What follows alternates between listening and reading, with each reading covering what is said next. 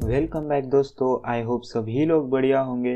दोस्तों, previous video में हम लोगों ने देखा था यूनियन इन सी प्रोग्रामिंग। इस वीडियो में हम लोग देखने जा रहे हैं static variables in C programming. तो चलिए स्टार्ट करते हैं आज के वीडियो को। Static variables are the variables which have a property of preserving their values even when they go out of scope. ठीक है, इसका मतलब क्या है दोस्तों, हम लोगों ने जब भी फंक्शन के बारे में पढ़ा था, जो भी हम लोग वेरिएबल्स फंक्शन के अंदर बनाते हैं वो फंक्शन जैसे ही खत्म होता है तो वेरिएबल का स्कोप भी खत्म हो जाता है। मैंने आपको पहले ही बता दिया था जब हम लोग फंक्शन पढ़ रहे थे। लेकिन अगर हमने वेरिएबल के सामने अगर स्टैटिक ये कीवर्ड लगा दिया, ठीक है, अगर हमने वेरिएबल को स्टैटिक वेरिएबल बना दिया तो अगर हम लोग स्कोप के बाहर भी जाएंगे तो वैल्यू वो प्रिजर्व करके रखता है। वो कैसे करके रखता है वो हम लोग प्रोग्राम जब देखेंगे तब आपको अच्छे से समझ में आएगा। लेकिन आप सिंपली ध्यान में रखो कि जब भी हम लोग स्टैटिक वेरिएबल बनाते हैं तब उसकी प्रॉपर्टी ये बन जाती है कि वो वैल्यू प्रिजर्व कर सकता है स्कोप के बाहर जाने के बाद भी।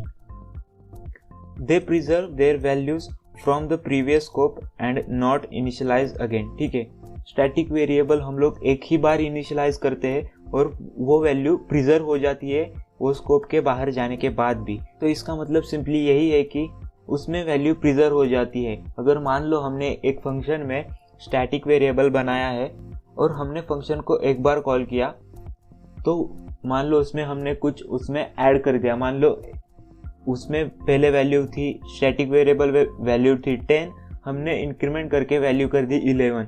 अगर हमने फिर से वो वाले फंक्शन को कॉल किया तो वो स्टैटिक वेरिएबल में 11 वैल्यू प्रेजेंट होगी, क्योंकि स्टैटिक वेरिएबल वैल्यू प्रिजर्व करके रखता है।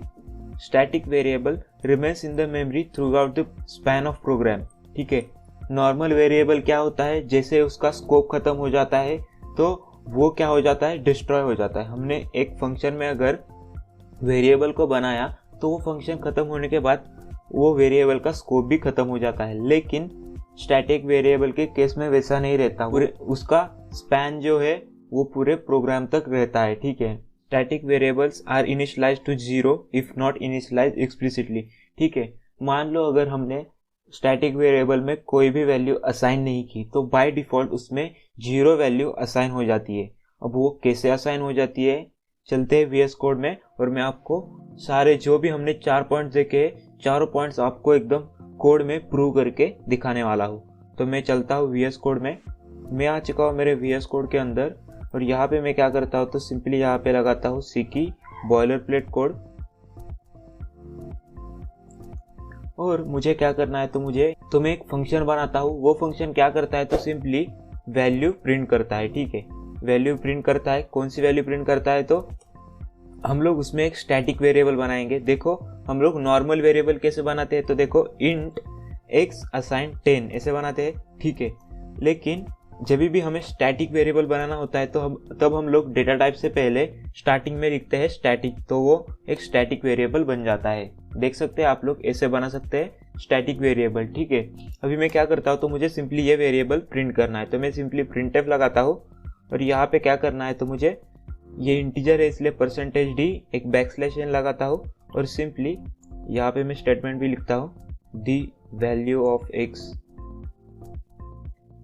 इज %d और सिंपली x की वैल्यू प्रिंट कर देता हूँ। अभी मुझे अगर चलाना है तो फंक्शन को कॉल भी करना पड़ेगा, तो मैं मेन में आकर फन ये वाले फंक्शन को कॉल करता हूँ। ठीक है, अभी इसे मैं अगर रन करूँगा तो मुझे एक बार वैल्यू क्या प्रिंट होकर मिल जाएगी तो मुझे 10 प्रिंट होके मिल जाएगी। ये हमने फंक्शन वाले वीडियो में देख लिया था, आप लोग जैसे ही देख सकते हैं the value of x is 10। अभी हमारे पीपीटी में चलते हैं, यहाँ पे मैंने क्या लिखा है। ठीक है, स्टैटिक वेरिएबल्स क्या करते हैं तो वैल्यू प्रिजर्व करते हैं। अभी इससे ये जो एक नंबर में मैंने लिखा है इसे मैं प्रूव करके दिखाता हूँ। देखो अभी मैं क्या करता हूँ सिंपली यहाँ पे x की वैल्यू इंक्रीमेंट करता हूँ। ठीक है, x++ करता हूँ और अभी देखो मैं अगर ये वाले फंक्शन को दोबारा कॉल करूँगा, ठीक है, ये वाला जो फंक्शन है मैं अगर उसे दोबारा कॉल करूँगा तो मुझे 11 प्रिंट होके मिल जाएगा। मतलब देखो पहले x की वैल्यू थी 10, ठीक है, x की वैल्यू प्रिंट हुई, हमें 10 प्रिंट होके मिल गया। पोस्ट इंक्रीमेंट के बाद क्या हुआ, तो हमें वैल्यू एक बार इंक्रीमेंट हुई, x की वैल्यू 1 से इंक्रीमेंट हुई। इसका मतलब क्या होता है, मैंने आपको पहले वीडियो में बता दिया है, x+1 होता है, ठीक है, x असाइन x+1 ऐसे होता है। तो यहाँ पे x की वैल्यू हो जाएगी 11। जब मैं दोबारा फंक्शन कॉल करूंगा, यहाँ पे जब मैं कॉल करूंगा तो यहाँ पे वैल्यू 10 प्रिंट हो जाएगी, और जब यहाँ पे कॉल करूंगा तो वैल्यू 11 प्रिंट हो जाएगी। मैं आपको रन करके भी दिखा देता हूँ। तो देखो ये कैसे हुआ, क्योंकि ये हमारा क्या है, ये हमारा स्टैटिक वेरिएबल है। मान लो अगर मैंने स्टैटिक कीवर्ड यहाँ से हटा दिया, देख लो मैं स्टैटिक कीवर्ड हटा रहा हूँ। अगर मैंने स्टैटिक कीवर्ड हटा दिया तो दोनों जगह पे 10 प्रिंट होगा, क्योंकि वैल्यू प्रिजर्व नहीं होगी x की, और जैसे ही ये फंक्शन का स्कोप खत्म हो जाएगा वैसे ये x की वैल्यू भी डिस्ट्रॉय हो जाएगी। मैं आपको करके दिखाता हूँ। तो देखो दोनों जगह पे 10 वैल्यू प्रिंट हुई। अब मेरे ख्याल से आपको समझ में आया होगा कि स्टैटिक वेरिएबल किस प्रकार वर्क करता है। तो मैं सिंपली यहाँ पे वापस से स्टैटिक लगा देता हूँ। अभी मैं वापस से आपको रन करके दिखाता हूँ कि 10-11 प्रिंट होके मिल रहा है। पहला पॉइंट तो हमने प्रूव कर दिया, ठीक है। अभी देखो, they preserve their values from the previous scope and not initialize again, ठीक है। तो इसका मतलब क्या है, तो देखो जब भी मैं फर्स्ट टाइम फंक्शन को कॉल करूंगा फन में, तब वो इनिशियलाइज हो जाएगा, ठीक है। ये जो स्टैटिक वेरिएबल्स होते हैं वो एक ही बार इनिशियलाइज होते हैं, ठीक है। पहले वो 10 में इनिशियलाइज होगा और 10 प्रिंट करके देगा और x++ करेगा, मतलब x की वैल्यू अब 11 है, ठीक है। जब मैं दोबारा फंक्शन को कॉल करूंगा तो वापस से ये कोड नहीं चलेगा, ठीक है। वो एक ही बार चलता है, फर्स्ट टाइम जब इनिशियलाइज होता है तब, और सिंपली हमें 11 प्रिंट करके देगा, ठीक है। तो इस प्रकार वर्क करता है जो हमने सेकंड पॉइंट लिखा है वो। Static variables are initialised to 0 if not initialised explicitly, ठीक है। अब इसे प्रूव करने के लिए मैं क्या करता हूँ, देखो स्टैटिक वेरिएबल्स में कोई भी वैल्यू असाइन नहीं करता, ठीक है। और मैं क्या करता हूँ, तो सिंपली यहाँ पे अगर मैं x की वैल्यू यहाँ पे प्रिंट करूंगा, ठीक है, तो मुझे क्या प्रिंट होके मिलेगा, ठीक है। देखते हैं, मैं इसे कमेंट आउट करता हूँ और क्या करता हूँ, तो देखो फंक्शन को कॉल करता हूँ। अगर मैं फंक्शन को कॉल करूंगा तो x में क्या वैल्यू आएगी, तो देखो x में आ गई 0 वैल्यू, क्योंकि स्टैटिक वेरिएबल के केस में अगर हमने उसे इनिशियलाइज नहीं किया था उसमें वैल्यू आ जाती है 0।